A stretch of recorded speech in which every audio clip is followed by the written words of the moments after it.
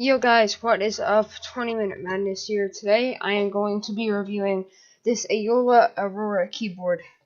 So this is a voiceover. I'm sorry, like if lighting's bad, if my voice is kind of off or something, just ignore it. So right here, as you know, some keyboards don't have laser etched keys, so they might rub off if you like use it too much. But this one has laser etched, so that will not wear off. But as you see right now, it has the scroll lock, num lock, and cap lock lights in the top right corner, and those will also work.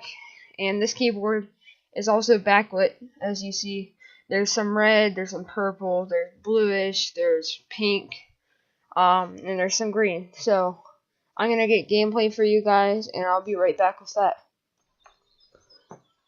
Okay guys, so we are here. Just one of my personal games I like playing. It's on the Aurora map.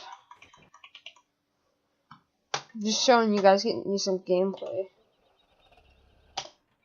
Showing you everything works fine. I'm just gonna grab in this tractor. Of course, I always play with my wheel, so I'm a little bit iffy on my PC, or on my keyboard controls. I keep wanting to go reach for my pedals. Right here, it's a little laggy. Let me just get out of this area. But